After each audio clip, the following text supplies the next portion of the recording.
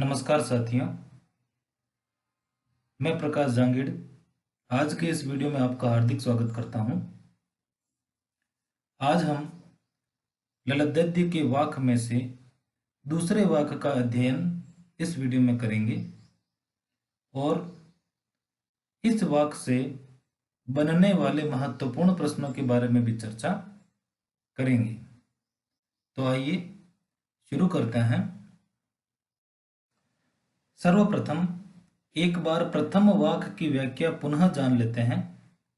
इस वाक की विस्तार से व्याख्या हम पिछले वीडियो ललित गद्य की वाक भाग 1 में कर चुके हैं, जिसका लिंक इस वीडियो के डिस्क्रिप्शन में दे रखा है, आप देख सकते हैं।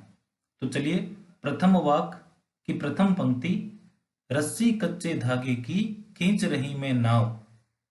साथियों, इस प्रस्तुत पंक्ति में कवयित्री शरीर और जीवन की नश्वरता के बारे में बताती हुई कहती है कि मैं सांसों की कच्ची रस्सी के सहारे यह शरीर रूपी नाव को खींच रही हूं। जाने कब सुन मेरी पुकार, करें देव भव सागर पार। पता नहीं ईश्वर मेरी पुकार सुनकर मुझे भव सागर से कब पार करेंगे। पानी टपके कच्चे सकोरे, व्यर्थ प्रयास हो रहे मेरे। आगे कवित्री कहती हैं, जिस प्रकार कच्ची मिट्टी से बने पात्र से पानी टपक टपक कर कम होता रहता है, उसी तरह समय बीतता जा रहा है और प्रभु को पाने के मेरे सारे प्रयास व्यर्थ सिद्ध हो रहे हैं। जी में उठती रह रहा हुक, घर जाने की चाह है घेरे।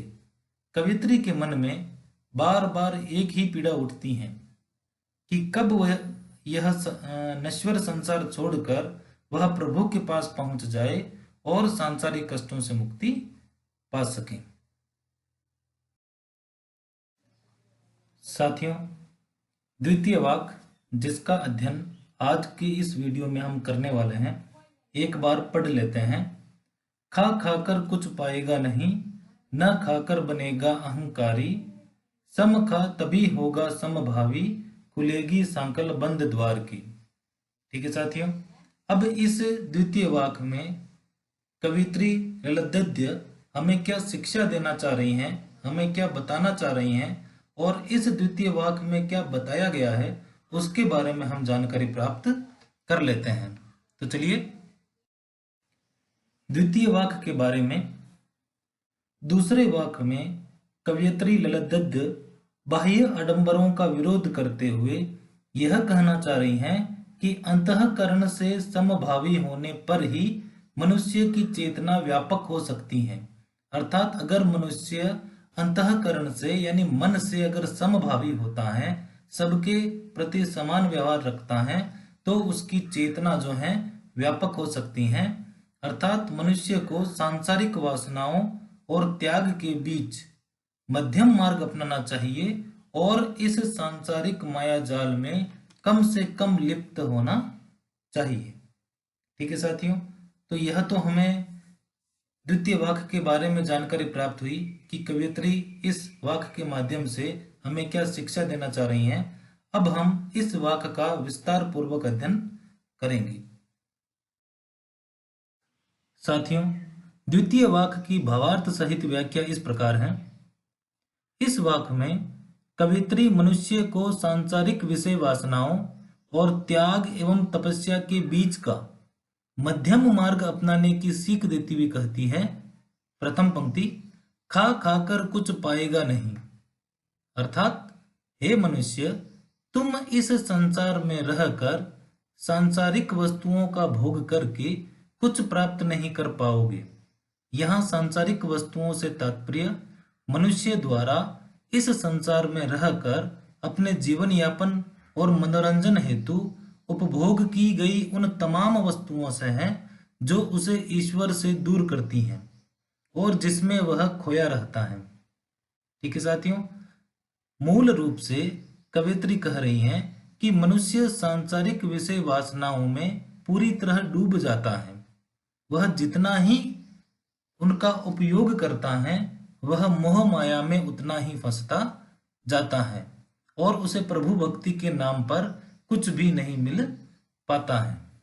ठीक है, आगे दूसरी पंक्ति में कवित्री कहती हैं, न खाकर बनेगा अहंकारी।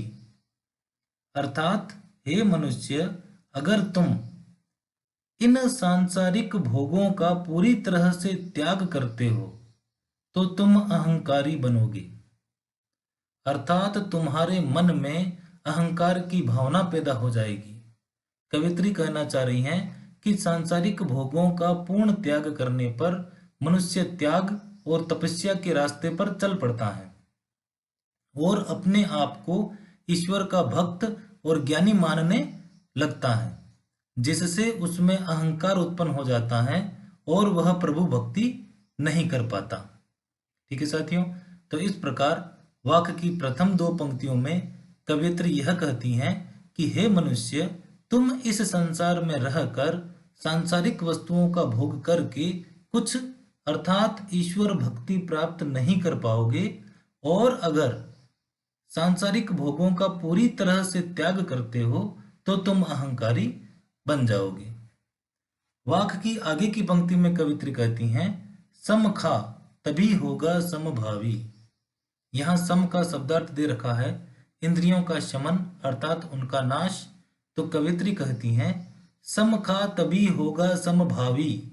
हे मनुष्य, तुम न तो पूरी तरह सांसारिक भोगों में डूबे रहो और न ही पूरी तरह सांसारिक भोगों का त्याग करो, बल्कि तुम्हें दोनों के बीच का मध्यम मार्ग अपनाकर समभावी बनना चाहिए। तात्पर्य यह है कि मनुष्य को सांसारिक भोगों में न तो पूरी तरह डूबना चाहिए और न ही उनका पूर्णतया त्याग करना चाहिए, बल्कि मध्यम मार्ग अपनाना चाहिए। ठीक है साथियों, वाक्य की अंतिम पंक्ति में कवियत्री कहती हैं, खुलेगी सांकल बंद द्वार की। अर्थात जब मनुष्य सांसारिक भोगों और त्याग के बीच मध्यम मार्ग अपनाएगा तो उसकी चेतना का द्वार खुलेगा, अर्थात उसकी चेतना का विकास होगा और तब प्रभु प्राप्ति का बंद द्वार खुलेगा और प्रभु से मिलन होगा। यहाँ बंद द्वार की सांकल से तात्पर्य प्रभु प्राप्ति के बीच आने वाली उन बाधाओं से हैं जो बाधक बनकर अवरोध का काम करती हैं। ठीक है साथियों, तो इस प्रकार यह संपूर्ण व्याख्या भावार्थ सहित पूर्ण हुई। आशा है आपको अच्छे से समझ में आया होगा। चलिए अब हम एक बार पुनः संक्षिप्त रूप में पूरे वाक्य की सरल व्याख्या जान लेते हैं। खा खाकर कुछ पाएगा नहीं। कवित्री मनुष्य को मध्यम मार्ग अपनाने की सीख देती हुई कहती हैं कि हे मनुष्य, तू इस सांसारिक विषय वासनाओं अर्थात सांसारिक मोह माया में डूबा रहता है, इससे तुझे कुछ प्राप्त नहीं होने वाला है। न खाकर बनेगा अहंकारी।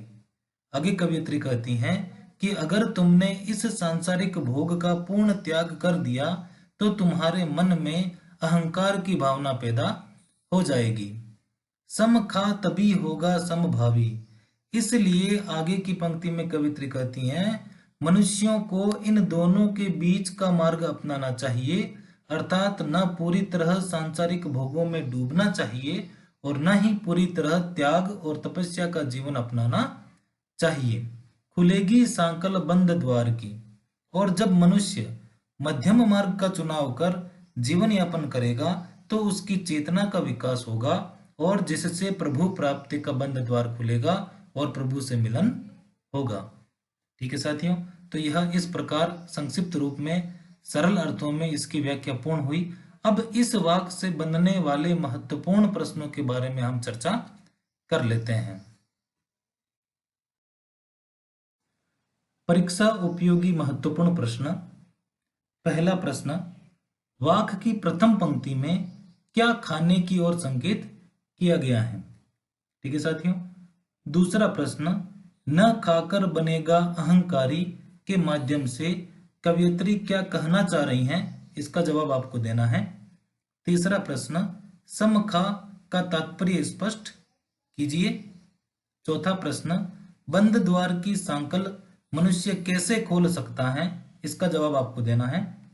पांचवा प्रश्न, इस वाक्य के माध्यम से कवयित्री क्या संदेश देना चाहती हैं, इसका भी जवाब आपको देना है। छठा प्रश्न, बंद द्वार की सांकल में कौन सा अलंकार है। और अंतिम प्रश्न, खा खा में कौन सा अलंकार है। ठीक है साथियों, आप इन प्रश्नों का जवाब इस वीडियो के कमेंट बॉक्स में लिखकर भेज सकते हैं। ठीक है साथियों, आप सभी का बहुत बहुत धन्यवाद। अगर आपको वीडियो पसंद आया हो तो हमारे चैनल को सब्सक्राइब करना ना भूलें और वीडियो को लाइक और शेयर करें। धन्यवाद।